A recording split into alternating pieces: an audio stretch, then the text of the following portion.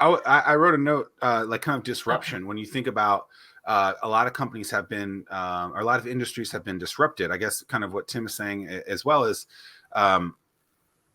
there things that have disrupted in this industry? Or there, I mean, I guess things have gotten easier from a technology standpoint, from a signing perspective. Yeah, I mean, but like a thing like Rocket Mortgage. What has that done to your world or to the locally owned and operated mortgage brokers? I mean, they did put Anna Kendrick on a Super Bowl commercial, so I'm gonna sign off on that. So Rocket, there's a couple of other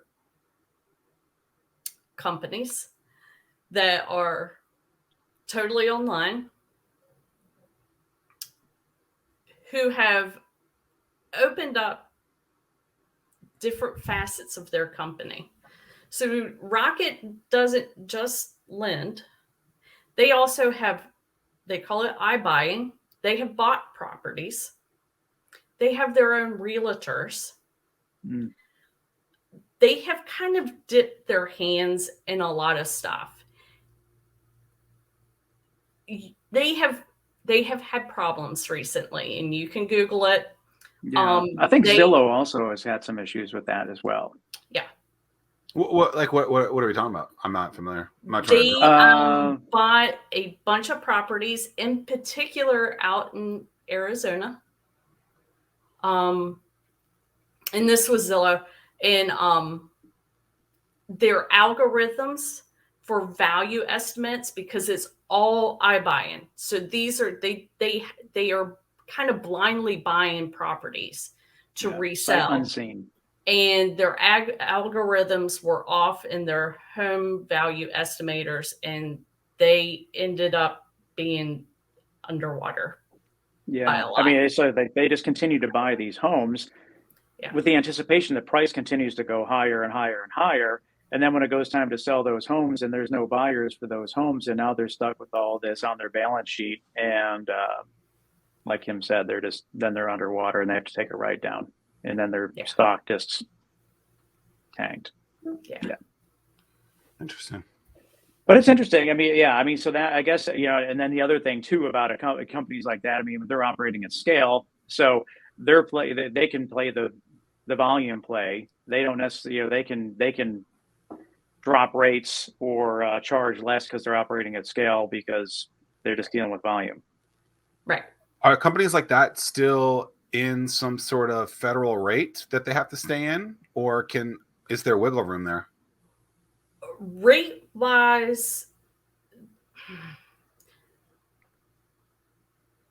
they're still in the rates, but when they can cut their pricing back, when they can cut the commissions back to their employees, because they have their hand in every portion of the process. They have their own realtors. They have everything. And because they have that, they can figure wiggle room somewhere in there, cut a point here, cut a point there, add up. Got it. Interesting. Yeah. So then what's the luxury of something like that to work with a local business, to work with a CMS mortgage, if they could go somewhere else and get it all done? I mean, let me put a little context behind this. I'm rewatching The Office, right? And if you remember, The Office started when the internet really wasn't this big a thing, which is interesting to be watching now, to think, oh my goodness, like people they're all on Blackberries and flip phones, and like the internet wasn't super crazy at that point. And so they still were kind of a man on the street, knock on the door, paper company, where they'd pick up the phone and say, hey, buy this thing, Dunder Mifflin Paper Company. And that was the episode last night where they're making their own jingle. So it's in my mind. That disrupted, obviously, and now everything is online, right? And so to be going through a situation like this, I imagine you get a lot of questions where people are like, well, I can just do this thing online. It's a lot easier. Why would they want to work with, a local company that the Dunder Mifflin company, if you will, when something else could potentially be, easier? Well, first of all, you deal with me. So you can call me, you can get a hold of me. You don't call a number and get Tim today, Zack tomorrow. Nyla, the next day, you deal with me. Yeah. And also at the same time, I'm more concerned. Well, I shouldn't say more concerned. I'm not going to put another company down, but I'm going to have the conversation with you of what your goals are. What are you trying to do? I'm going to work really personally with you to figure out what really is the best product for you and to help you reach your goals. Instead of an algorithm telling you that. Exactly. Yeah. If we're talking in office characters, sorry, Tim. Oh, I was going to parallel that with when someone starts their business, they have to make the decision of, do I go with a community bank? Do I go with a big bank? And you have to weigh out those things where you have a community bank, then Kim, you have someone that you can call. You'll have a personal business banker that you can say, hey, payroll is going to be really tight. Is there anything that you can do for me? And that you can talk to that same person every single time. This week, two clients I've talked to have that issue where they didn't have personal relationships with someone and they're going through a thing. And I'm like, oh, well, just call your personal person. They're like, wait, I don't have one. And I'm like, so important.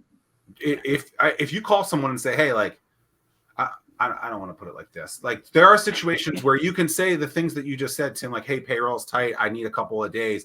Is there anything that you can do? Is there what can we do? If you have that personal relationship with someone and you've invested that time in that the same way that they've invested in you, there might be more options than just sitting there being SOL, if you will. I mean, it's right. That is such an important thing in business, is that, like, yes, those people like can be a pain in the tail sometimes, but having those people like on your side is important. Well, especially especially when you need them the most. But when you need them the most is when you can't be trying to find that relationship, right? Or create that relationship, right?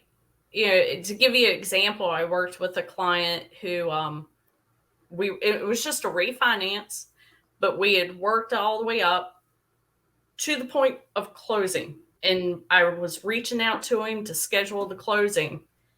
And I get a text from him saying, I will call you within an hour. And that was kind of really his abnormal. So I knew something was wrong. It was just very point blank, I'll call you within an hour. And sadly, he was sitting in the hospital meeting with the doctors because his mom had had a stroke and making the decision to remove her off of life support. No problem. Put a note out on his account. Do not contact the client for a couple of days. And I handled it. We pushed off the closing at no cost to him, let him regroup. That would not have happened with a big company. Yeah. It wouldn't have. Yep. But it's super. No problem. So it does, but not only that, I can also give you recommendations on plumbing companies and inspectors and what have you that are right here in your area. And you're not going to get those recommendations from somebody sitting in Arizona or Cheyenne, Wyoming. Yeah. How do you, so this is one of the things that I think is the most, I got to rephrase this so I don't say, oh, this is the most important thing, like 20 times in that show. Something that I think a lot of people overlook is introducing someone to someone else. How do you make the decision on who is on your A team list and who's not? Is there referral fees associated with stuff? Like how are you deciding that? Because I don't like to make a lot of introductions for that reason, because if someone screws up a situation, I'm the one who made that introduction. And I think some people are just like, screw it, I'll introduce everyone to everyone. I'm like, no, I'm pretty like particular in who I provide that to. And I remember I was speaking at a conference once on a panel and everyone was like, oh, I introduce everyone. I was like, I think that's the worst advice you could ever give to someone. Like you are the person who can't that trust cannot be lost upon. And if you're just giving, introductions just because you met someone at coffee, 13 years ago, like, it's terrible. So how do you decide on how do you decide what plumber to give someone or an introduction to be made? Rule of thumb, I usually give 3. Just give 3 recommendations. If they're looking for a plumber, I'll give 2 or 3, and that's their decision. But that's also something I make very clear is it's your decision, especially when it comes to like your home inspections, your closing attorney or title company you choose. I make it very clear that is your decision. That's not mine to make. But my rule of thumb, and it was a rule of thumb instilled in me years ago, was give 3. So how do you choose those 3? From people that I have worked with and have been good to work with, people who have been efficient, open communication, and responsive. And I guess to add on to that, Zach, one thing that I'll always do after I make that introduction, I'll follow up with that person and say, hey, did you meet up with so-and-so? Did they take good care of you? Did it go well? If it didn't go well, I want to know that, because then I might not be so quick to provide that introduction next time. Yeah. Usually I call both parties beforehand to let them know I'm doing it too. Yeah. Yeah. And that's something, even if like you recommended somebody to me, I would really like to have that phone call from you to kind of say, hey, Tim's going to be calling you, blah, blah, blah. Just so I know kind of where they came from. Mm-hmm. Yeah. I've been directly involved within our entrepreneurial community for years. And the most common question I get is, Tim, I want to get involved, but I don't know what events I should attend. Well, StartWheel eliminates that pain point because we consolidate all the events you should attend into a single calendar. Now you'll be in the know and see where to spend your time. Gone is the need to search multiple websites and calendars. Just head to startwheel.org and see for yourself. That's startwheel.org.